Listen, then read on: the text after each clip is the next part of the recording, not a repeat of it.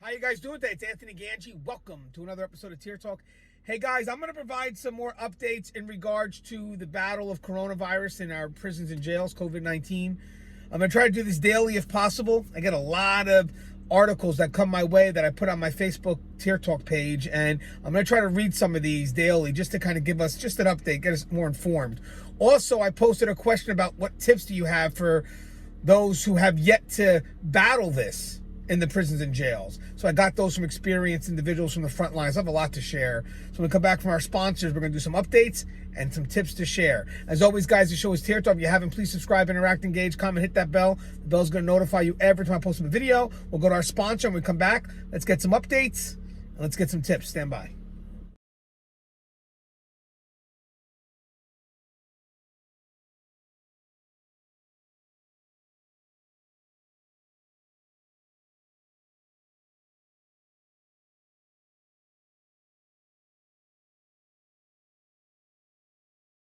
I wanted to attend a university that had an intelligence program. I wanted to look at problems different. I wanted to increase my critical thinking abilities. AMU offered those avenues to expand.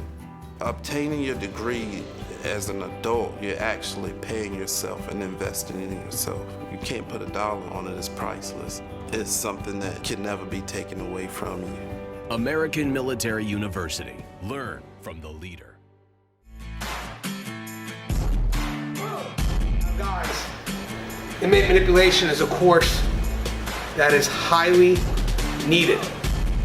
It's the process that's so slow moving and subtle that you don't realize it's happening. When inmates choose to manipulate, they manipulate our need to react. Situational awareness and insight is going to save your career. It's going to save you from doing foolish things. Listen to your gut. So the more insight we have, the more we can recognize what isn't so overt, and we can correct our behavior before we fall into a trap that we can't get out of. If you allow an inmate to pull you out of your prescribed role, you are opening up a door for a host of problems. Inmate Manipulation, the psychology behind inmate manipulation. Available now. Link in description. Okay, so first off, let's go right into the updates. You see this gentleman right here? He's a retired NYPD sergeant, and this comes from the Daily News, April 7th. A retired NYPD sergeant left an Upper East Side hospital after he was diagnosed with COVID-19 and was found dead about an hour later on the street outside, police sources said. Yan Chang, 56, was at Lenox Hill Hospital early Tuesday and told an NYPD cop that he had been just diagnosed with a potentially deadly coronavirus. He left a short time later only to collapse nearby on the traffic island at Park Ave and East 77th about 6:05 a.m. He died at the scene. That's him with former Mayor Giuliani. It's no joke, guys. So, just a couple of updates that I found that I think you guys would find interesting. One is, and I think this is actually pretty good, there's going to be a federal tax holiday proposal for first responders, corrections, healthcare workers, and it's being introduced. Guys, this is great to be considered in that level with first responders and hopefully law enforcement professionals. We know what we are, we know what we do, but it's great to see that now they're passing laws and they're seeing that. They're considering that. So hopefully out of all this chaos that we have happening, people will realize the importance of what we do. That's going to be my goal. But this is called the HEROES Act. And if passed, the HEROES Act would provide 4 months of federal tax relief for firefighters, EMS providers, law enforcement, and correctional officers and healthcare personnel. The HEROES Act would provide a 4-month federal income tax holiday for medical professionals and first responders in counties with at least one positive COVID-19 patient, including law enforcement officers, correctional officers, firefighters, EMTs, paramedics, pharmacists, nurses, nurse practitioners, physician assistants, hospital and licensed medical facilities, support staff, and senior care facility staff during the coronavirus outbreak. Medical professionals and first responders across America are serving on the front line in the fight against the coronavirus. The HEROES Act provides a way for the federal government to say thank you for the courage, dedication, and care given by these individuals in the face of unprecedented threat posed by the coronavirus. The HEROES Act is modeled after how members of the military serving in combat zones designated by the Department of Defense are exempted from having to pay federal tax on their income. The legislation also provides the Secretary of Treasury with the ability to extend the tax holiday for up to an additional 3 months. It's good news. Good news. And again, it's great to be a part of that. I also thought this was interesting. Now remember, this may not be such a big thing at first, but it opens the door. That's the key. So we need these pioneers to open doors, then eventually, hopefully, it opens up wider. Let's just say that. The Alabama city approves COVID-19 hazard pay for firefighters, police, and COs. The Birmingham City Council on Tuesday okayed $500,000 to provide hazard pay to half the city employees, the 2,000 who directly interact with the public. Each eligible employee will receive a 5% raise based on their base salary for hours worked. For example, if your paycheck is $1,000, 5% would be $50, thus your total check would be $1,050. Not big at first, guys, but it opens the door. It opens the door for other people to follow suit. The $500,000 came from transfers from several city accounts into the city COVID-19 fund. The $500,000 will cover 1 month's pay. Most of the money was transferred from an appropriation for Indy Racing League events at Barber Motorsport Park, according to the ordinance. So guys, it's a step in the right direction. You know, again, hopefully it opens up to a lot more, but in the meantime, it's what we got. Here's something that's getting attention as well. Let me show you this video. This nigga was just fine as fuck. You feel me? He can't even breathe. I'm about to show y'all. Hey, I'm about to pull your cover up, Don. Show these motherfuckers. This motherfucker literally in this bitch dying, bro. I don't know what to do. I don't know what to do, bro. This shit serious as fuck, man. You know? Y'all gotta hit CNN. I don't give a fuck. You know, I ain't trying to die in this bitch. You feel me? I got a little under a year left. These niggas in here dying left and right. Right now, I'm clean. You feel me? I'm what's that shit called? COVID negative right now. You did, but you know, who knows how long this shit last. But I'm about to show y'all this 10 shit real quick. This shit about to fuck y'all up. They literally taking dead bodies. They don't think niggas got. Damn, bro. They don't think motherfuckers got phones and shit in here, so you know I can show y'all this shit that's going on, how foul these motherfuckers is. You feel me? Because if I die, they gonna act like this shit, you know, just happened. But they literally like the motherfuckers who ain't sick. Like, look at this motherfucker breathing all hard and shit. This shit fucking crazy. Like the motherfuckers who ain't sick, you know, like me, they just leaving us in this bitch. Then you get sick, then you go, and then they gonna tell your family. Damn, I'm pulling off. This bitch coughing. I mean, I ain't mean to call you no bitch, but shit. I'm about to show y'all this 10 shit. Hold on. There's a big tent y'all see on the basketball court. That tent right there. They literally putting the dead bodies in that motherfucker. This is what they doing. You feel me? This shit not no game. Y'all think a nigga playing this a tent in the middle of the basketball court. Nah, they got this fucking law. It's called the CARE Act for niggas like me who not sick, right? So, they like laughing for real, you feel me? Because I went and talked to them. The CARE Act is for people who not a gang member, not a sexual offender, and not on death row. If you at risk of fucking catching this shit and dying, like 3 people I know already caught this shit and died, they can send you home on home confinement, right? So I went to talk to these motherfuckers to get on home confinement. They not gonna let us on home confinement.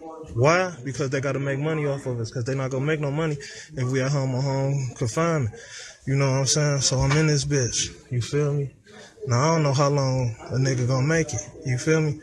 This shit serious. So that's why I'm like, fuck it. They can find out I got the jack. Fuck it. You know, that's what we call the phone. They can find out I got the boy. I don't even give a fuck no more. Because the niggas dying. So the nurse came in this bitch today. I talked to this motherfucker. This bitch tell me, motherfucking be prepared, you know. Half the unit about to die in this bitch. Like, he literally told me that. They put the tent up, everything. That's where they stacking dead bodies at. This shit is not a game. I ain't on no game, plan, shit, none of this shit. Like, you can see my face. I'm dead ass serious.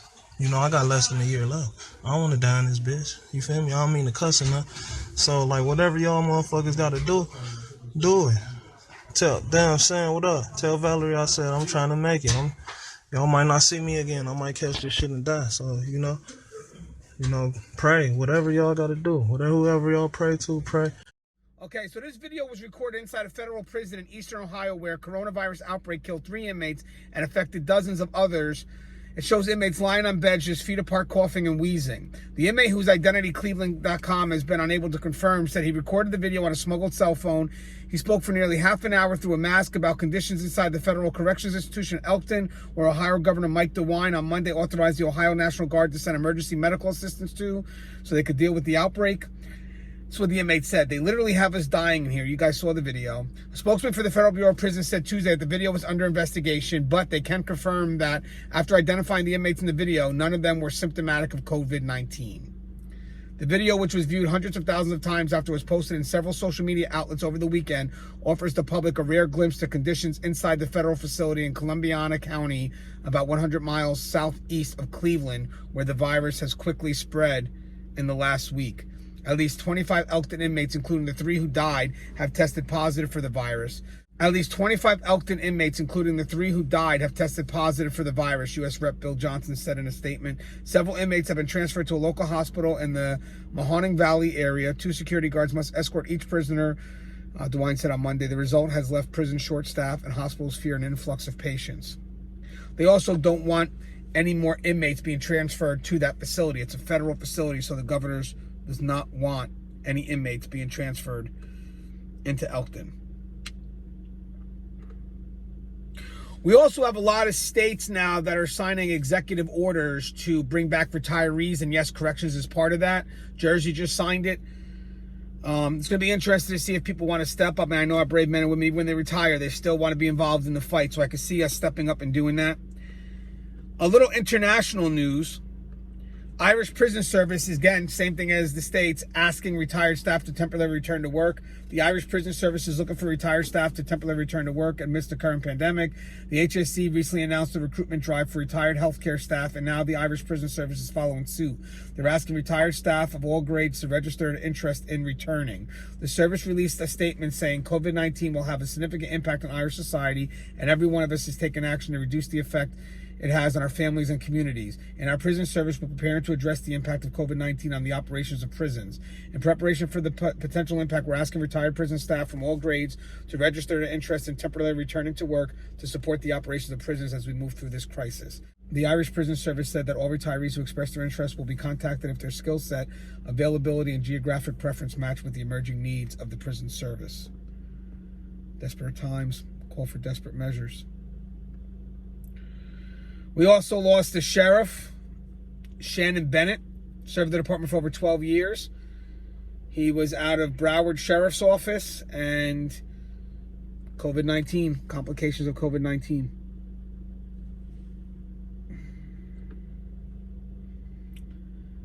It's no joke, guys. And just on a community level, guys, more than 600 employees at a Detroit hospital network have tested positive for COVID-19. All right. So let's go over some of the tips that we were given by our frontline professionals. I think these are great tips, definitely worth listening to. I have 2 tips of my own I would like to provide. First tip is, if you have inmates that are housing in dorms, please let those inmates sleep head to toe so they're not breathing on each other. I think that helps. And also, if you have a localized hotspot, keep it there. Don't try to start moving those inmates around. Keep everything isolated, because the problem is if you start moving inmates around, it starts to spread. We saw that in New York when they started taking the inmates out of Rikers and started bringing them up New York State. I had the wives of the New York COs on my show saying that, you know, that was a problem because Rikers was a hotspot. And then what they did was they started transferring them out to areas that weren't hotspot, that weren't ready. And now they had limited resources, and resources are very thin as it is. So if you have a hotspot, maybe we should focus all our resources onto those hotspots. So if it hasn't hit your area yet, this is something you need to think about. That can happen on a facility to facility level or just within the facility. Here's some of the tips we got from some of our first responders, people that are dealing with it right now. Now, obviously, a majority are saying lock the facility down. Lock it down. Lock it down. We also have proper PPE training and what to look for, and reduce social grouping as much as possible. We said lock it down. I'd stay calm about it. The offenders will feed off your anxiety. I agree. Guys, get information out there that's realistic. Don't let the news manufacture chaos in our facilities. Please control that. If you know that there's some extreme stories being told, get out there, educate staff, educate the population, keep things calm, keep things realistic. Sanitation is the utmost important. Staff needs to continue to wash their hands in work areas regularly. Ensure the inmate living areas and common areas are sanitized on a regular basis as well. Use bleach solution for cleaning and ensure that inmates have the needed supplies to wash their hands on a regular basis as well. If your facilities are giving masks out, I recommend staff wear it all day, and I'm also starting to recommend the inmates wear it. It's not much of a threat. I wasn't a big fan of that at first, but it's starting to change. But if you have limited supply, you may want to have the inmates wear it in sensitive areas like food service, or if they're cleaning an area that has the possibility of a coronavirus exposure. Question is also, be careful about forcing inmates into those assignments as well. Because if they don't want to do it, and something happens to them, we may be held liable. I believe there will be some inmates that will want to do it. I'm sure they'll step up. They'll wear the gear as long as they're trained how to, wear the gear properly and how to clean and sanitize. They'll step up and do it. So I'm sure you'll be able to find inmates. But if you're going to force inmates to do that job, I will guarantee you that if something happens to that inmate, you're going to be held responsible. Stop transfers, better sanitation practice, and requiring inmates to refrain from activities the rest of the world can't go to rec or school. Why should they? I pray for my husband and co-workers nightly. The stories scare me. Again, we're going to have a lot of stop transfers altogether. Stop all movement. No one should be moving around in the prison except the showers. That's it. Phones to check on their loved ones. Nothing else. It doesn't take a genius to figure this out. Got a lot of stop all movements. The Ohio Governor DeWine sending National Guard into Ohio prisons for medical services. Only which prisons, I don't know. Hey guys, by the way, there are going to be a lot of facilities that are starting to go understaffed, or the facilities that are already understaffed, running on bare minimum, like Alabama. So you may start seeing help from National Guards coming in. They may be covering perimeters or rovers, and then we stay on the floor. But we're low. We're getting low. So for those facilities that are already low understaffed to begin with, they're already at the height of that dilemma, so they're probably bringing in National Guard to assist. Take temperatures on everyone, contractors, employees entering. If temp is 100.4, no entry. Have to get a medical clearance before returning. Again, you got lock it down, lock it down. Told my wing painters to forget painting and start disinfecting everything along with the cleaners. Now, only 3 cleaners out, 1 per landing to continue disinfecting. Not only temperature checks, but if someone has close contact with a positive COVID case, they should not just be handed a mask, they should go home. I agree with the lockdown as well. We are locked down at home, yet the prisoners are running almost normal. Makes no sense. Being proactive instead of reactive would be nice. I agree. Let's take these videos, let's learn. If it hasn't happened in your facility, learn from what's happening in our facilities. Tell medical to stop taking shortcuts when screening staff. In our sheriff's office, we all wipe down constantly all day and even have a deputy assigned to an inmate detail that does that. That's smart. We also screen anyone entering the facility, staff and inmates alike, even the public. Only let DOC employees in there, said facilities, nobody else up to and including top government. You don't belong in the said facility. You do not belong. Stop them in the parking lot. Even before this, if somebody coughs, I hold my breath as long as I can and walk as fast as I can away. As unpopular as it may be, I feel that all halfway house inmates should be brought back into the facilities. I'm curious about what your thoughts are on that. All transfers should be stopped, and all inmates should be quarantined for 14 days to limit interaction with staff. Food ports should be utilized for feeding and medication, and all staff should be tested. No rec. Run the inmates out 1 cell at a time for showers, phones, and kiosks. Only way we will get a handle on this situation. All staff doing escorts should be in full PPE. Again, we got stop transfers, stop all movements, lock it down, have cleaning crews, have PPE available to all staff and offenders, only essential, custody, medical, cooks, etc. Valid medical screenings for entry. Let's see. Zero tolerance is important. My wife's facility sent a CO off to the hospital because he coughed once while being patted down, entering compound for shift. And obviously, if you have officers that are leaving because of this, they need to be covered. They need to be compensated. We're going through our facility minimum twice a shift, mopping and wiping all counters and door handles with bleach water. Yeah, guys, get those details on those highly touched areas, like she mentioned, doors, doorknobs. No movement between facilities. All new bookings from the street, we're taking their temps and asking a list of questions about symptoms of the virus. After booking process, they go to a holding cell for 14 days. No cross-contamination between cells. Even video arrangement or video court, one cell at a time. I'll suggest some basic training on the wearing and removing of PPE. I have witnessed medical personnel, not just custody staff, break basic protocols, especially those wearing gloves. Everyone has a false sense of security wearing them, that they cross-contaminate everything, including themselves. That's a good point. We stopped visits, outside visitors, screen staff on way in before entering facilities. We have porters wipe surfaces with bleach every 2 hours. We have pods at our higher security unit designated as quarantine pods. We also stopped all transports. Our governor has stated early release of inmates that meet certain criteria. He's not a big fan of that one, but that's what's happening in his facility. If it's not overstating the obvious, keep extra gloves on hand, keep extra mask, N95 whenever you find them. Mask and gloves anytime you're dealing with inmates. If there's a code blue, unless your partner is in peril, slow down, glove and mask up before entering. If you're doing escorts, nurses have advised mask and gloves in the ER. We need to protect ourselves first, then we can help others. One last thing, set up a decontamination area at home. Spray your boots and bags. Keep your exposed clothing to a specific area and shower right away. That's really good advice. And last piece of advice. I believe the vitamin C, D, and zinc need to be up to help the body fight the virus. It's not a preventive method, but a booster. It's an interesting subject. Prayers to all fighting the battle. Working correctional is hard enough, but to have something like this is just beyond our control. How unexpected. Well said. As always, guys, the show is Tear Talk. If you haven't, please subscribe, interact, engage, comment, hit that bell. That bell's going to notify you every time I post a video.